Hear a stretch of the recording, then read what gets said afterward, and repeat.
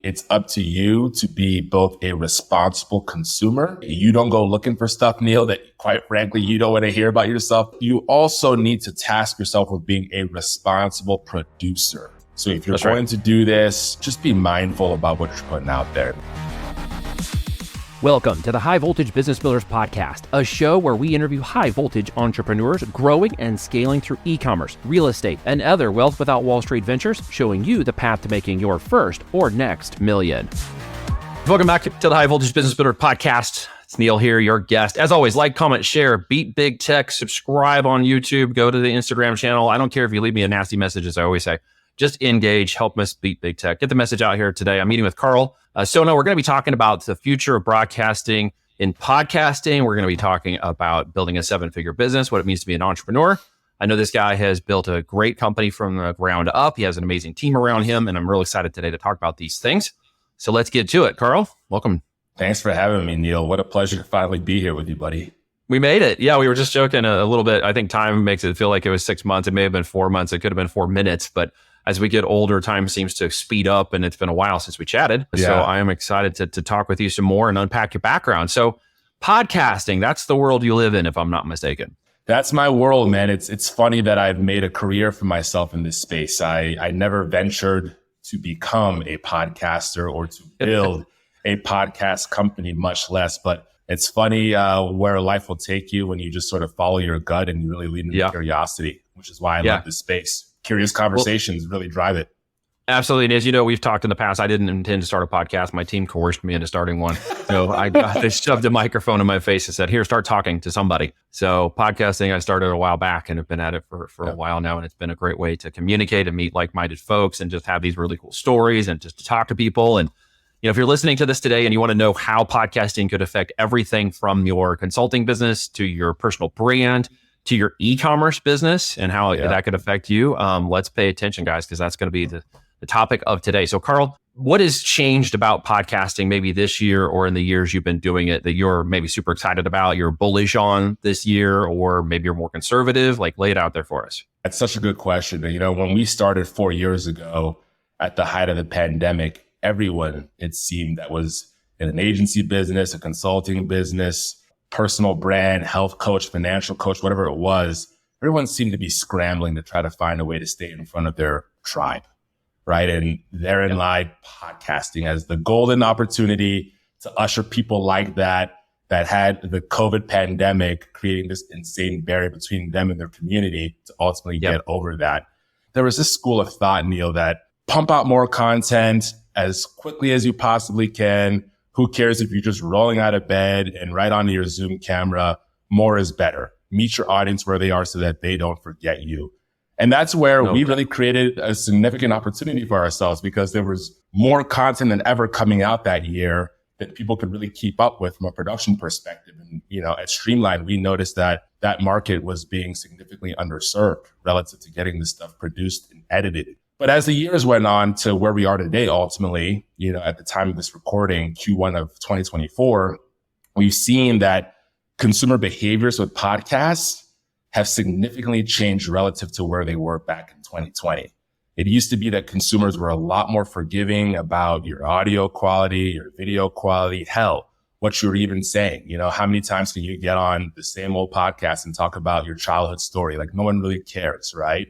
But now in 2024, we see that the podcasting space has quite frankly surpassed Netflix in terms of consumption rates. And to quantify that for your audience, there are now somewhere at the time of this recording, 67 million Americans that have an active subscription with Netflix. When you juxtapose that to podcasting, there's now about 90 million Americans that on average are listening to somewhere between 2 to 3 shows every single week, which is just we insane. Are consumers, aren't we? We want we're American consumerism. It's more. Give me more. I don't want the 12-ounce podcast. I want the 64-ounce podcast. 100%. It's like the Big Mac of podcasting. So how does that translate into dollars and cents for somebody who might be in the business world or a personal or in the e-commerce world? How does that translate into value for them right now? Well, this is exactly where I was going. Now that we're seeing more Americans consuming these podcasts, you have to sort of ask yourself, if you're a business person, is my target audience on this medium? And I actually just came across a very interesting study. We can link it somewhere in here. It's from Triton Digital. They're one of like the best data subject matter experts in our space. And it basically demonstrated that today's mid-level executive, approaching the C-level is around that sort of 35 to 44 plus year old demographic.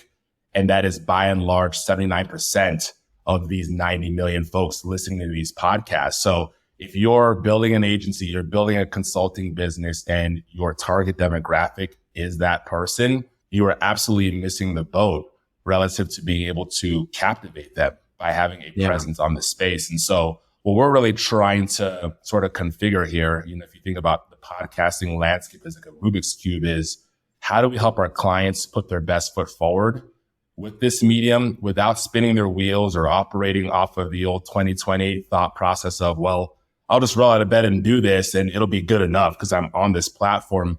And how do we encourage them to go, no, quite literally, think of this as dating your wife for the first time, Neil. I'd like to think that you took some time to think a little bit strategically about how you wanted to approach her. You combed your hair, you brushed your teeth, and you really thought about the value that you're leading with.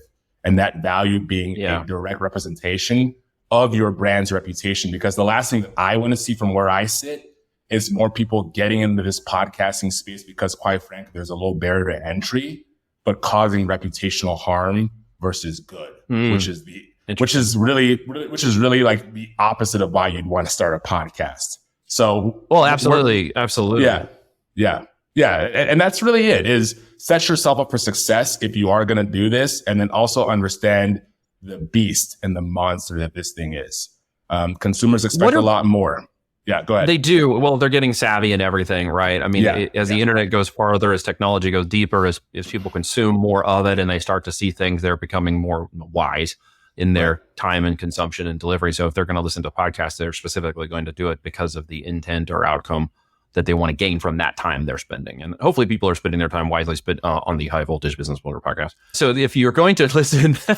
Shameless plug. And serious plug. This is not a non-advertisement plug. Go to voltagevm.com. I never advertise on my podcast. The end result is that there's so much of that. How do you differentiate?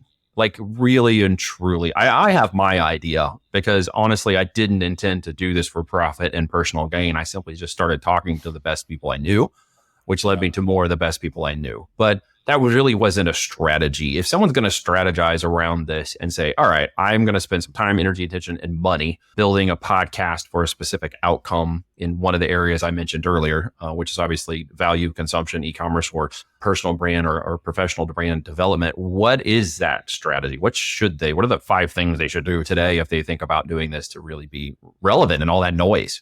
Yeah, it's a great question. We have a lot of people that struggle with this because they are in like commoditized type businesses and they see this as something that can be an accelerant to ultimately, having their brand be a little bit more engageable with who they want to ultimately do business with. But I think first and foremost, Neil, it's about a mindset shift. And you had this mindset shift. You were like, hey, listen, I'm not looking to monetize this. I just want to be interested and interesting by flip that around. And I think that's where a lot of businesses that we see as streamlined really kind of miss the ball prior to engaging with us, is they don't really understand what would be more interesting to who it is that they want to reach. And I think a lot of people these days, quite frankly, with where the economy is, and this is a whole other subject, are really just trying to keep the lights on, and they're chasing the dollar and bring revenue in as quickly as possible. And sometimes when we're so focused on metrics and numbers, we fail to realize that there's a real person that we're ultimately looking to connect with. So where we really specialize is we got a whole consulting team now, folks that are classically trained in psychology, that help business owners, founders, heads of companies really identify persona to persona, especially if we're going to B2B, who they're looking to connect with. And we really work to fall in love with who that individual is, where they're spending time online, what other podcasts are they listening to, what do those numbers look like, what are potential gaps that they feel their particular expertise or their worldview would possibly close, that we can then lead with to then ultimately have this thing be a category of one and not just another CPA or financial talk or real estate business focused podcast that's just saying the same thing. So that's the first piece, really understanding who are you trying to serve? Who do you want to connect with? What are the gaps relative to what they're currently consuming? Second is we spend a lot of time again on mindset, daring our clients to be more bold, right? Particularly in the B2B space, whether it's e-com, real estate, financial instruments, whatever it may be, there's sort of this like comfortability to just sort of get along, to play along, which means you take a look at your next top 5 competitors, if you believe in competition, which I really don't, and you just kind of mimic what they do, because that's what's been shown to you as a safe way to play this game. And quite frankly, you know, when we dig into that and we understand that that could be happening somewhere deep within the client's psyche, and we call that out and we encourage them in a loving way to nudge them out of that, if they, for whatever reason, are not feeling like they are in a place where they want to be receptive to leading with what makes them unique, that's probably just a client we won't take on, because to your point, that only adds to the noise that's out there. And at Streamline, we're ultimately trying to build a business that helps our clients stand out. But how do we do that if the client themselves doesn't want to really take what's unique to them? I don't care what that is. That could be a hobby. That could be a quirk. That could be something related to the origin story of your business that you lead with. A specific worldview. That could be your take on politics. Dare I say it? Like, careful. You've got to be willing to leave this ideology of my podcast is for everybody, which again was a general store of podcasting. Yeah. Yes. And that was another antiquated 2020 sort of ideology and thought process, as everybody was sort of sidelined and sheltering in place at home. So now it's not enough to be for everybody. It's what are your core values, thoughts, beliefs, and how does that align with, a target that is missing this in the marketplace? And are you willing to be bold enough to communicate that? And obviously we'll come alongside of you with our creative and help you amplify that. But that's typically where it would start. And then from there, we get into an actual production strategy.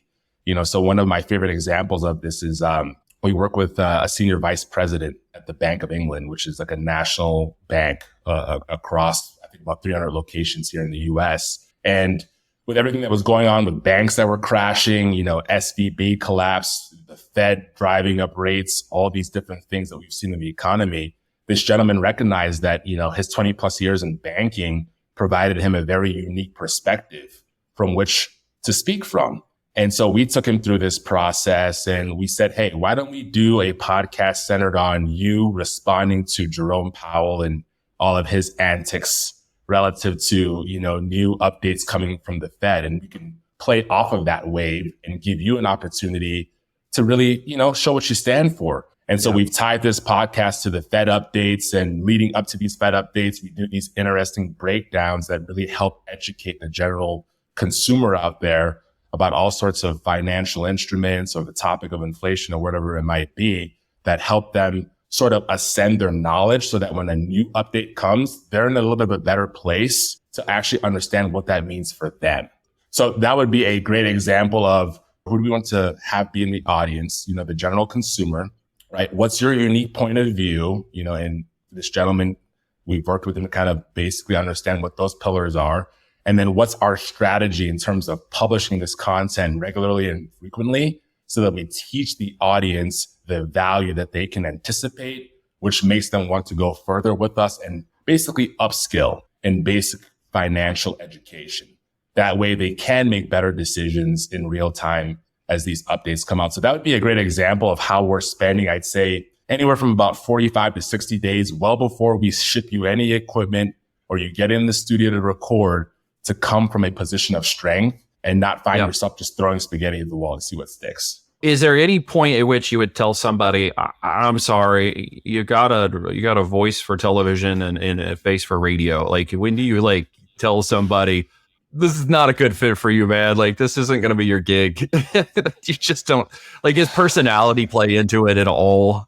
I would say personality can certainly shine through with more reps. Now, there does need to be a basis or a foundation from which one needs to be trained on to deliver a clear and concise message that will allow them to build those reps effectively. And so actually, right before this podcast, was just speaking to another gentleman who's actually an old fraternity brother of mine from St. Louis University. Shout out to Delta Sigma Phi. Mm-hmm. Go, Bill. And he's a fractional CMO. So he's working with creative companies that are looking at things like long form YouTube and podcasts to basically build a brand and raise their profile. But the thing that he's seen, and we've also seen this as well too, is that most executives or founders of companies, the people that are the technical experts, sometimes they have a hard time delivering with that punch. That's a sports way of putting it. Or dare I say, suck on a mic is probably an easier way. You suck on a mic, or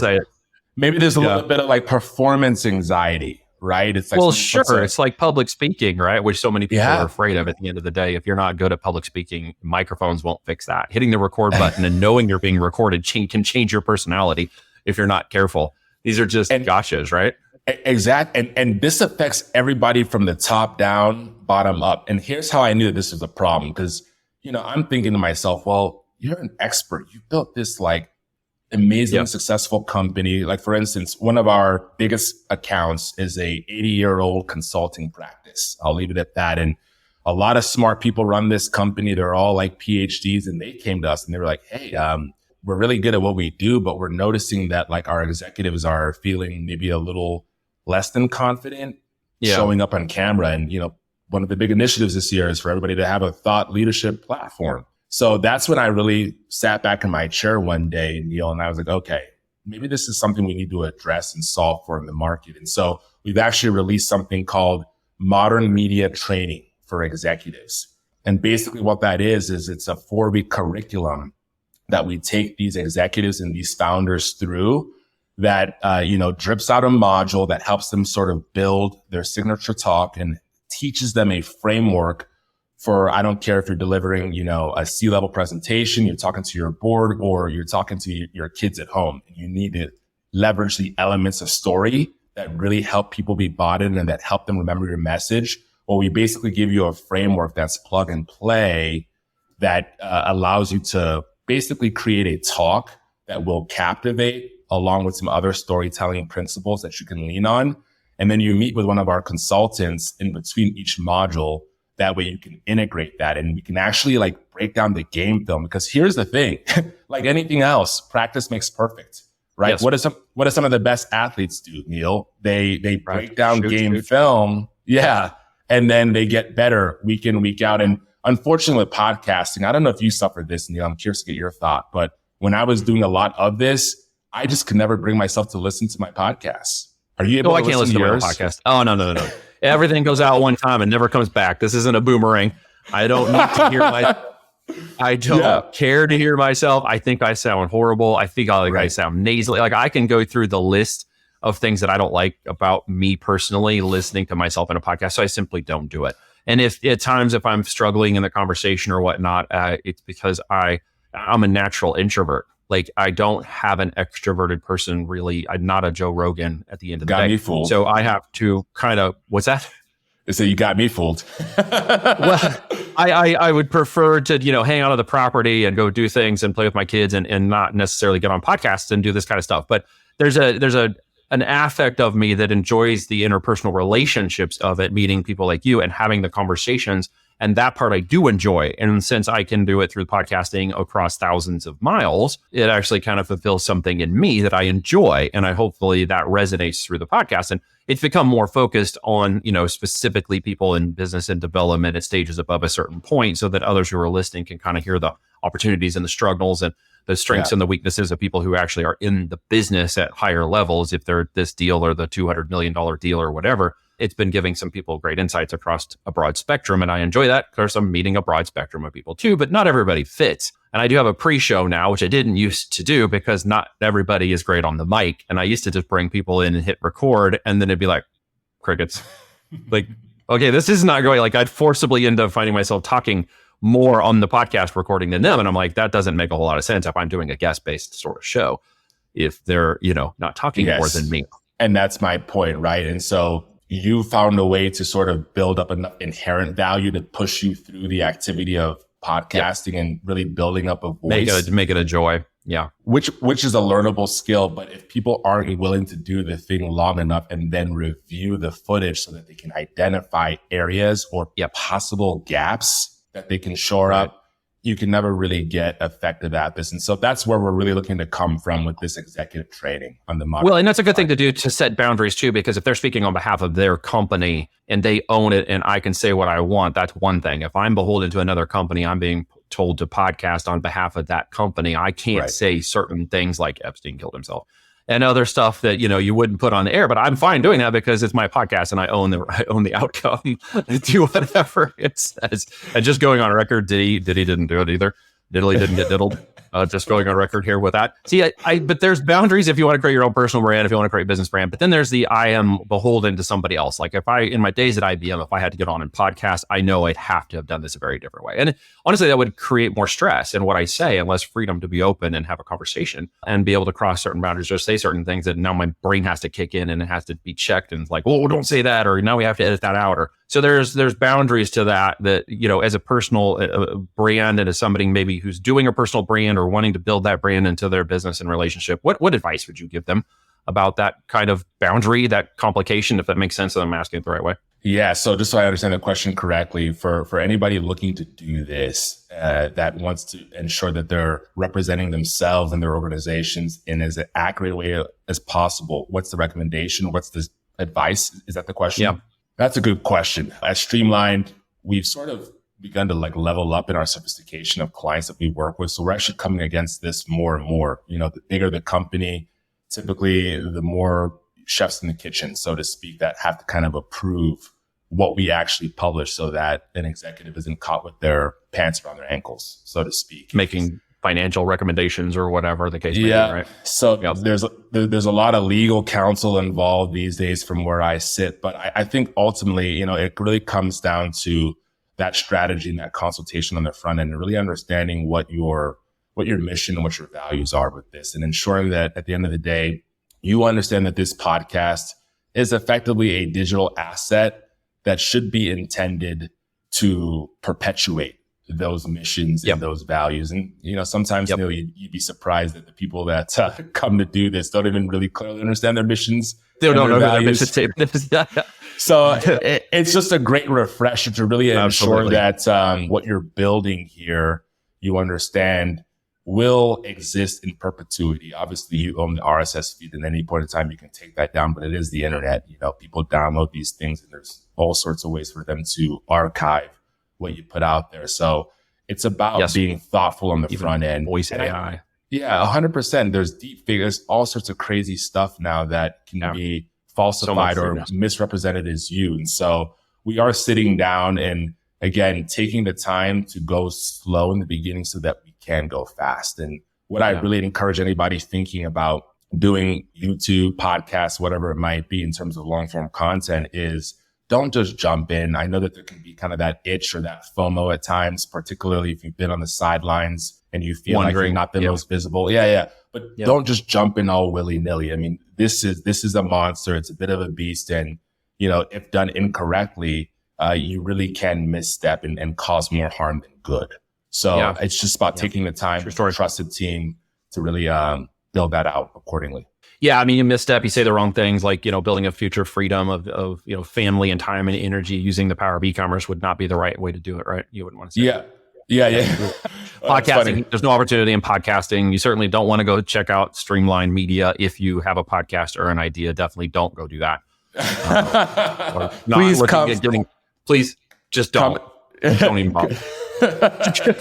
No, you should be in the comedy genre, I think. We're in the conflict marketing side of business building. That's the way I refer to it. So again, leave comments below this if you hate podcasting or you love it. We want to hear either way, please. 100%. Engagement is always good. 100%. And the other thing I would say too is be prepared to be criticized a little bit. That's something else. Are you kidding me? Have you been on the internet?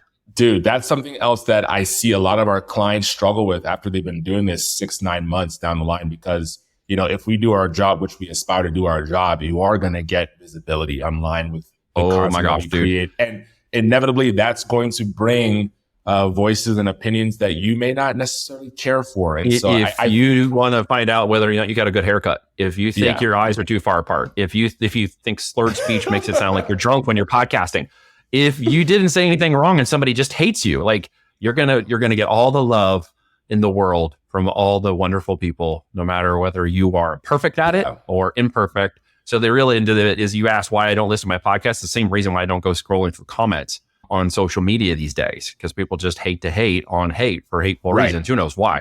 And but like I said, I challenge them, right? Because at the end of the day, all you're doing is helping my social engagement. It's called conflict marketing. So Exactly. Go for it. And at the end of the day, I tell everybody it's up to you to be both a responsible consumer, which is why I like what you say. You don't go looking for stuff, Neil, that quite frankly, you don't want to hear about yourself, the haircut, the eyes. Your words, not mine. And you also need to task yourself with being a responsible producer.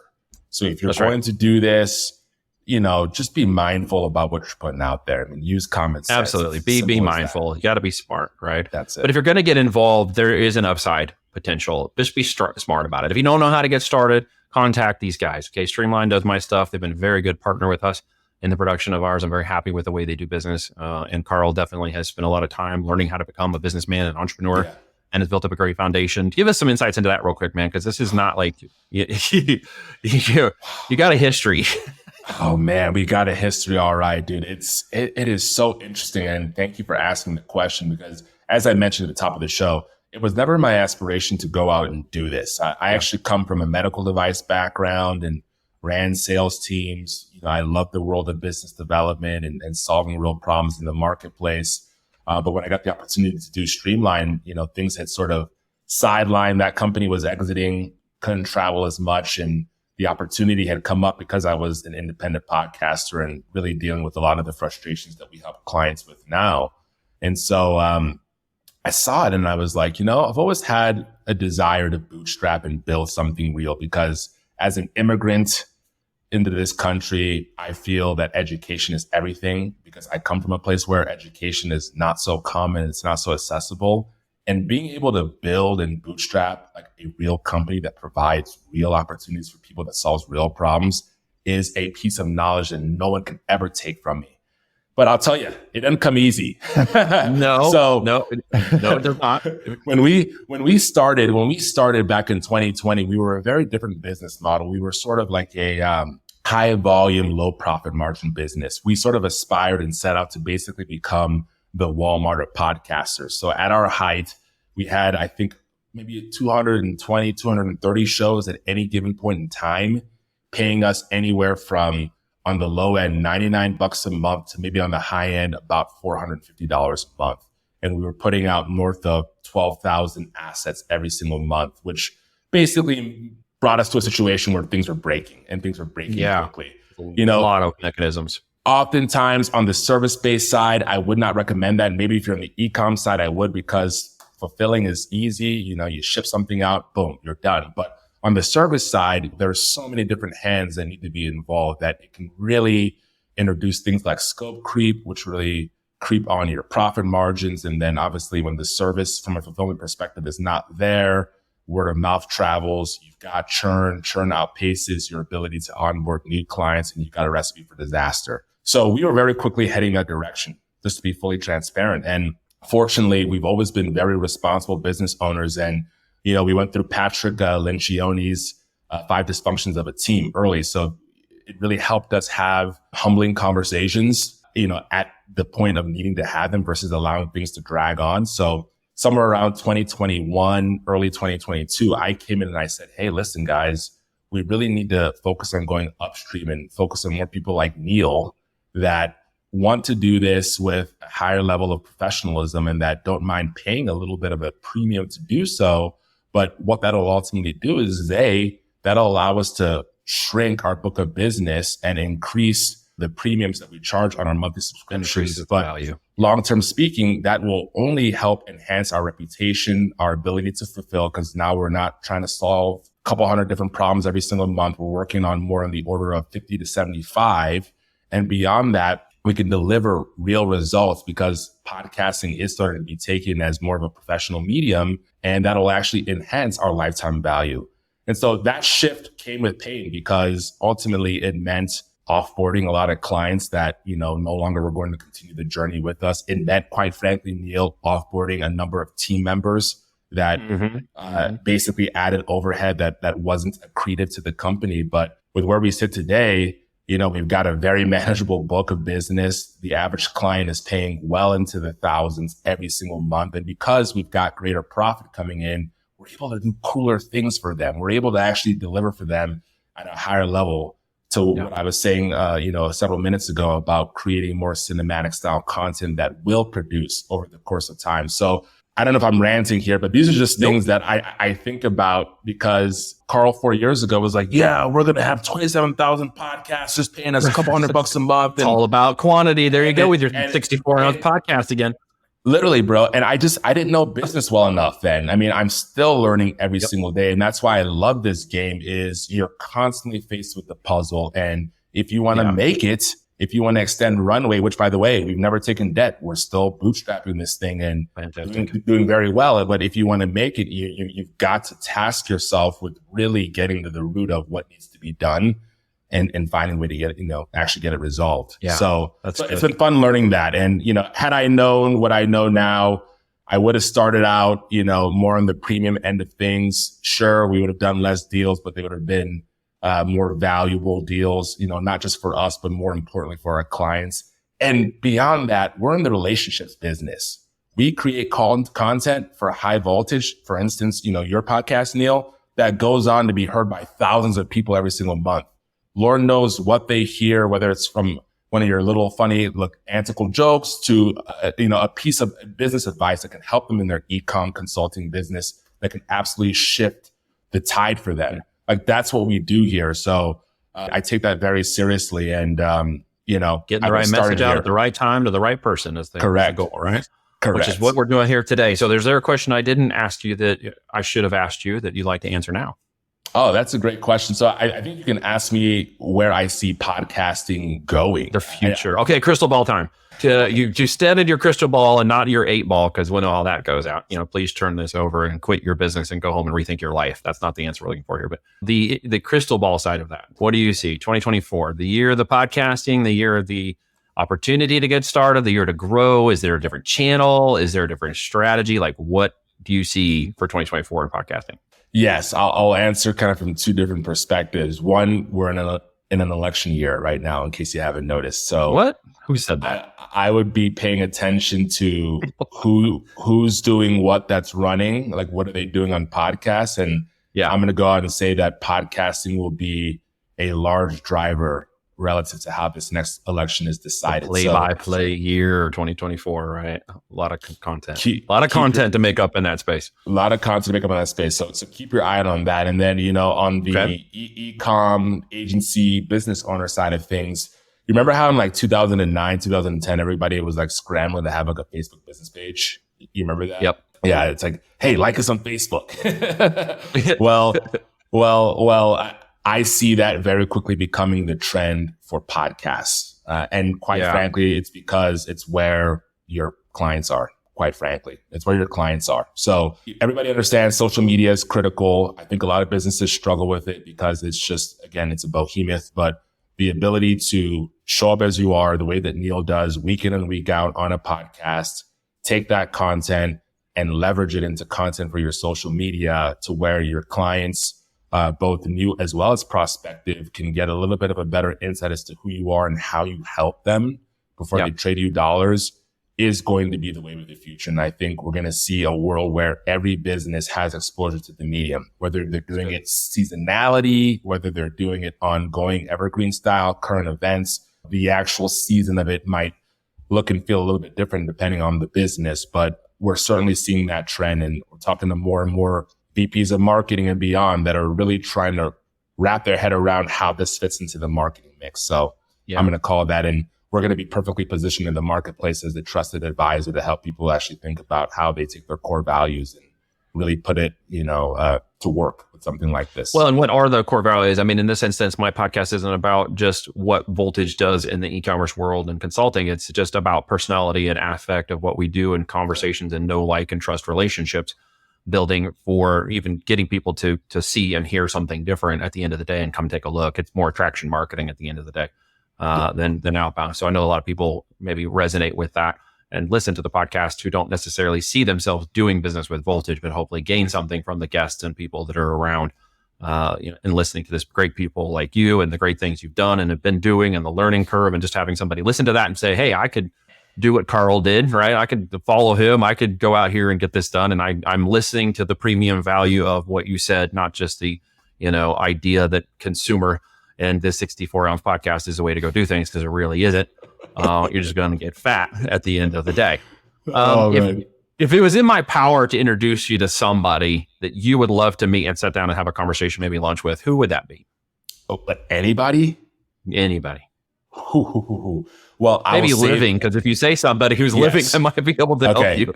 I'm going to put this out there because I think you can probably help me with this based off of where you live in Missouri. Okay. So the person I would love to sit down and have lunch with is a guy named Andy Frisella. He does Andy this Frisella. Okay. And Andy Frisella. So he's based out of St. Louis, Missouri. He runs the First Form company. Maybe you've heard of First Form. It's like a big supplement company, supplement superstores. They've got several locations in and around Missouri. And he does the Real Talk AF podcast, which is one of my favorite for current events. Real Talk AF. All right, guys, if you're listening. Life entrepreneurship. So if somebody knows him. If you're connecting, if you're listening, if you're in our network, if you've heard this podcast, reach out. That's the way we want to get it done around here. Jake, thank you so much for joining me. And I appreciate you, brother. Have a great rest of your day. And thanks for joining me again. Thank you, Neil. Talk to you soon. Ask you this. If you're serious about building an e-commerce business starting on Amazon FBA, what if myself and my team worked with you one-on-one to execute the steps outlined in the podcast while helping you discover what the heck to sell, how to make sure it's profitable, and how to successfully launch a brand, plus how to do it under a consulting plus performance-driven model where I put a $10,000 skin in the game guarantee for those that show up and are serious about building a real business done with us? If yes, text keyword profit to +1 417 413 4209. That's 1-417-413-4209. And I will personally respond with a few simple questions. If you're not in the US or Canada, please visit voltagedm.com. That's voltagedm.com. Click Get Started and book a no-pressure discovery call with me or a member of my team to learn more about the Business Builders one-on-one coaching and mentoring for CEOs, entrepreneurs, and those looking to build an empire or retire using the power of e-commerce. Once again, thank you for listening, and be sure to tune in next week for a brand new episode of the High Voltage Business Builders podcast.